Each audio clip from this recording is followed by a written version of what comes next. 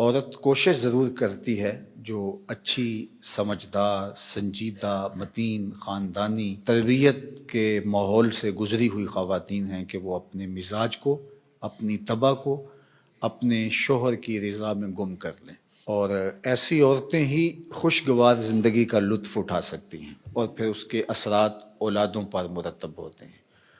اور مرد کے حقوق کو بیان کرنے کے لیے اللہ کے محبوب علیہ السلام نے جو تمثیل بیان فرمائی ہے اور جو پیرایہ گفتگو حضور نے اختیار فرمایا ہے، اس سے بہتر ہو ہی نہیں سکتا۔ ہوا اس طرح کہ صحابہ حضور کی خدمت میں حاضر ہوئے اور کہا کہ ہمارا اونٹ دیوانہ ہو گیا ہے۔ فرمایا چلو میں تمہارے ساتھ چلتا ہوں۔ صحابہ کہتے ہیں ہم ڈرے، کیونکہ اونٹ جب دیوانہ ہو جائے تو پھر اس کو سنبھالنا آسان نہیں ہوتا اور وہ سخت حملہ آور ہوتا ہے۔ تو خیر حضور تشریف لے گئے، ہم بھی حضور کے ساتھ تھے۔ جو ہی دروازہ کھولا تو اونٹ دوسرے کنارے پر تھا، دوڑتا ہوا آیا۔ تو حضور کی زندگی کتنی قیمتی ہے، تو صحابہ کے سینوں میں دل تھر تھر کانپنے لگے، لرزہ بر اندام تھے کہ جانور ہے نقصان نہ پہنچا دے۔ تو کہتے ہیں وہ جب قریب آیا تو حضور کے قدموں میں سر رکھ دیا، اللہ اکبر، اور سجدہ ریز ہو گیا۔ تو جب اونٹ نے حضور کے قدموں میں سجدہ ریزیاں کیں تو صحابہ جو پہلے ڈر رہے تھے، اب ان کی کیفیت عقیدت اور بڑھ گئی کہ جانور ہو کے حضور سے اتنا پیار کرتا ہے، ہم تو سینے میں دل رکھتے ہیں۔ تو انہوں نے ایک جملہ کہا، نحن احق ان نسجد للنبی، حضور ہمارا جی بھی چاہتا ہے کہ ہم بھی آپ کو سجدہ کریں۔ یہ جانور ہو کے آپ کی معرفت رکھتا ہے، پاگل ہو کے آپ کو پہچانتا ہے، ہم تو سینے میں دھڑکتا ہوا دل رکھتے ہیں اور دل میں آپ کے پیار کی ایک کائنات آباد ہے۔ تو پھر ہماری پیشانیوں کے اندر بھی سجدے ٹپک رہے ہیں، ہم بھی آپ کو سجدہ کرنا چاہتے ہیں۔ تو آقا کریم نے فرمایا اگر میری شریعت میں سجدہ جائز ہوتا تو میں بیوی کو حکم دیتا کہ شوہر کو سجدہ کرے، لیکن کسی کے لیے سجدہ روا نہیں رکھا گیا۔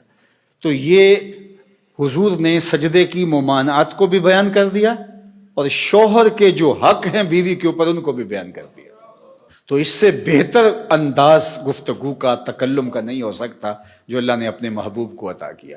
اسی لیے ایک دن میرے حضور علیہ السلام نے فرمایا انا افصح العرب، بات کرنے کا جو سلیقہ میں جانتا ہوں کوئی جانتا ہی نہیں ہے، گفتگو کا طریقہ جو میں جانتا ہوں وہ کوئی جانتا نہیں ہے۔ یعنی ایک جملے سے ان کی نفی بھی کی اور یہ بھی بتایا اگر جائز ہوتا تو شوہر کے لیے بیوی کو سجدے کا حکم دیتا۔ خاتون ہو جو اپنے شوہر کے حقوق کو پہچانے اور حضور کے اس فرمان کو سامنے رکھے تو گھر جنت کا ٹکڑا بن جائے گا۔ اور مرد کو حضور نے کیا نصیحت فرمائی؟ مرد کو کہا کہ عورت کی اگر کچھ باتیں تجھے ناپسند ہوں تو اس بات کو دیکھو جو تمہیں پسند ہو، اللہ اکبر۔ اور میں کہا کرتا ہوں نکاح کے بعد یا تو شوہر اپنا گھر چھوڑ کے خاتون کے ساتھ چلا جائے یا خاتون گھر چھوڑ کے شوہر کے ساتھ آئے، دونوں میں سے ایک تو ہوگا، لیکن یہ قربانی مرد نہیں دیتا، یہ عورت دیتی ہے۔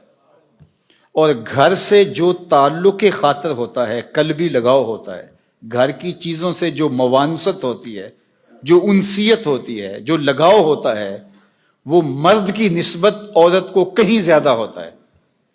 گھر اس کے لیے ایک عقیدت گاہ ہوتا ہے، لیکن اس بسے ہوئے گھر کو، آسودہ گھر کو کون چھوڑتی ہے؟ خاتون۔ کس کے لیے چھوڑتی ہے؟ شوہر کے لیے۔